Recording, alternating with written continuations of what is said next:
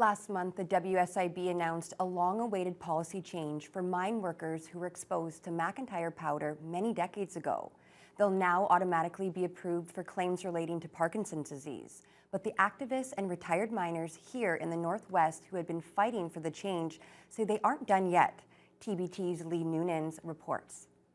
The use of aluminum powder, called McIntyre powder, was declared dangerous in 1979, but the first clues that the product might be harming miners came much earlier, only a few years after it was first introduced in the early 1940s as a treatment to protect against silicosis.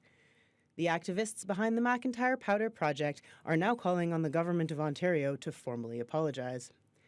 Paul Filteau has been a lifelong advocate for miners' rights. His father was exposed to McIntyre powder when he returned to the mines after serving in World War II. His father was denied workman's compensation even though his health had started to decline when he was still in his 40s. I started noticing the shaking going on and started getting forgetful. Things like he liked to photograph things and he had difficulty holding the camera. And coordination, we got our first car in 1954.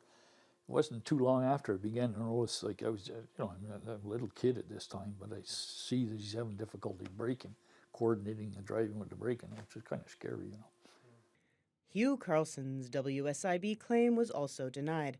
Despite the opinions of his doctors, his sarcoidosis isn't recognized as related to the McIntyre powder he was exposed to working in Red Lake area gold mines as a young man. And they were well-meaning when they thought, well, we'll coat their lungs with aluminum and it'll protect them from the silica dust and hence protect them from silicosis.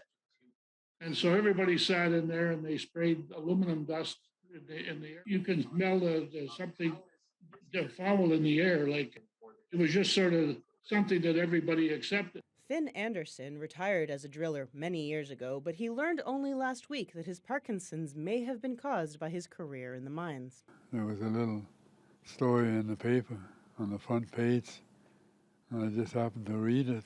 I knew about it when they were doing it, but everybody thought that was the thing to do. Well, when I found out that it had caused Parkinson's, that got me concerned because I've had that for 22 years now. And there's been a lot of miners now for the last 20 or 30 years been working out of Thunder Bay.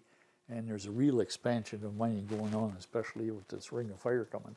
And they'll all end up with some kind of ailments, and they'll end up with them, unfortunately, I think fairly early. So it's to be, I guess, the environmental and health effects of working underground. What are they? And does the Workmen's Compensation Board recognize them? Ultimately, everyone we spoke to for this story was more concerned for future miners than for themselves. They hope to see changes to the WSIB that will put the well-being of miners before the agency's bottom line. Lee Noonan, TBT News.